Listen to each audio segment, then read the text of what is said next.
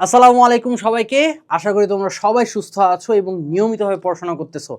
যারা এসএসসি ২৭ এবং ২৮ আছেন তাদের মধ্যে অনেকেরই কথা হচ্ছে, ভাইয়া ইংলিশ ফার্স্ট পেপার এবং সেকেন্ড পেপারে কিভাবে প্রিপারেশন নিলে আমি A+ পাবো। সো আজকের আসলে গাইডলাইনটা আমি আমার ছাত্র জীবনে, বিশেষ করে ক্লাস 9 এবং 11-12 আমি কিভাবে প্রিপারেশন নিতাম ওটার উপর বেস করে আজকে আমি তোমাদেরকে উপদেশ দিব। ঠিক আছে, গাইডলাইন না, ধরো যে উপদেশ, কারণ যেহেতু আমি আমার লাইফ থেকে নিছি। ওকে, ফার্স্টের ব্যাপারটা হচ্ছে, আমি যদি ফার্স্ট পেপার বলি, আমি সবসময় প্যাসেজটা ভালো মতো পড়তাম। এখন প্যাসেজ পড়ার টাইমে আমার ইন্টেনশন থাকতো, যেহেতু বাংলা মিডিয়ামের স্টুডেন্ট, সো প্যাসেজটা যদি কোনোভাবে বাংলাতে বোঝা যায় তাহলে এটা আরও ভালো। সো আমি করতাম কি, হাতে হচ্ছে আমার বোর্ড বই থাকতো আর পাশে হচ্ছে এমন একটা ম্যাটেরিয়ালস থাকতো যেখানে আসলে ওই প্যাসেজের বাংলা করা। সো আমি একটা লাইন পড়তাম ইংলিশে, ওটার আমি বাংলাতে করার ট্রাই করতাম।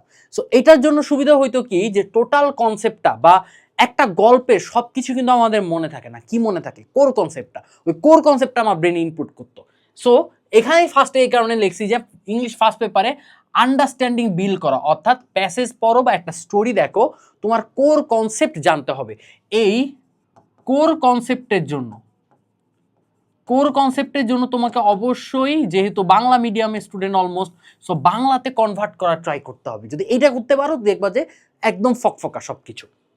সেকেন্ডে হচ্ছে, প্যাসেজ বা স্টোরি পড়ার সময় আননোন যে ওয়ার্ডগুলো থাকে, এই আননোন ওয়ার্ডের আমি মিনিংগুলো লিখতাম। এবং শুধু মিনিংও লিখতাম না, আমার যেহেতু মনে করো তোমাদের তো এমসিকিউ দেয়, তাই না? প্যাসেজ পরে এমসিকিউ করা লাগে। সো এটার জন্য আমি করতাম কি, সিমিলার ওয়ার্ডগুলো যা আছে অ্যাটলিস্ট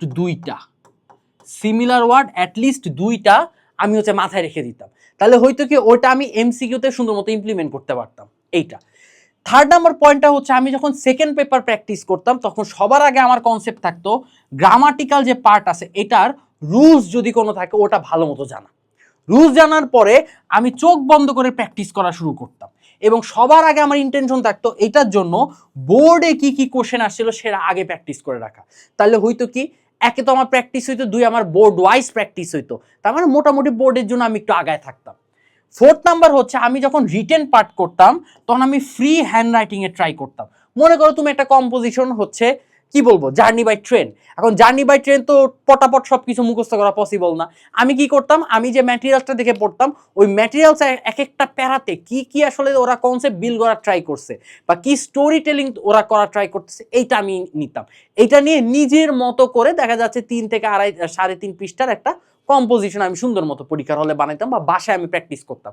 এবং অ্যাটলিস্ট উইকে একদিন, বেশি না, আমি একদিনই প্র্যাকটিস করতাম। উইকে একদিন হচ্ছে আমি এইটা ট্রাই করতাম এবং একটা নির্দিষ্ট টাইমে 30 থেকে 40 মিনিট এটা ট্রাই করতাম। এটা সুবিধা হয়তো কি, কম্পোজিশন এমন একটা কম্পোজিশন আসে তুমি পড়ো নাই বাট তোমার কনসেপ্ট আছে, ওটা যাতে পরীক্ষার হলে তুমি ফিগার আউট করতে পারো। এবং মজার ব্যাপার হচ্ছে, আমার আমি জেএসসি পরীক্ষা দিছি, জেএসসি এবং এসএসসি দুইটা পরীক্ষাতে আমার কম্পোজিশন কমন পড়ছিল না। এবং মজার ব্যাপার হচ্ছে, এটা আসলে বলা উচিত না, ক্লাস 9-এ তখন আমি কি করছিলাম, আমার সামনে যে ফ্রেন্ড ছিল আশফিক, সরি ও ক্লাস 8-এর সামনে ছিল বাট 9-10 ওর পিছনে রোল ছিল। সো আমি 3 ছিলাম, ও 4 ছিল। ওর কাছ থেকে ও খালি আমাকে বাংলা বলছে যে আচ্ছা এই কম্পোজিশনে এই প্যারাতে আমি এটা সেট করছি। আমি সুন্দর মতো মনে আছে, আমি ওটা হচ্ছে ইংলিশে কনভার্ট করছিলাম। সো এইটা যদি করতে পারো তাহলে ঠিক আছে। অসুদ উপায় আমি অবলম্বন করছি, যেহেতু সার্ভাইভাল ইস্যু হয়েছে, বাট তোমাদেরকে করতে বলতেছি না এই জিনিসটা। ফ্রি হ্যান্ড রাইটিং শেখার এটা একটা সুবিধা, যে তোমাকে কেউ যদি বাংলা বলে দেয় বা কনসেপ্টে তুমি গ্রিপ থাকে তোমার কনসেপ্টে, তুমি চাইলে সেটা ইংলিশে কনভার্ট করতে পারো। সো এই 5টা প্রসেস যদি তুমি মেনটেন করো তাহলে দেখবা ইংলিশে অ্যাট এনি কস্ট তোমার A+-এর কাছাকাছি বা A+-এর থেকে অনেক বেশি মার্কস তোমার মোটামুটি পরীক্ষাতে থাকবে। সো আশা করতেছি এই 5টা জিনিস তুমি মেনটেন করবা এবং পরবর্তী নেক্সট গাইডলাইন যে ভিডিওটা দিব সেটাও মোটামুটি তুমি মেনটেন করা ট্রাই করবা। সবাইকে টাটা, আসসালামু আলাইকুম।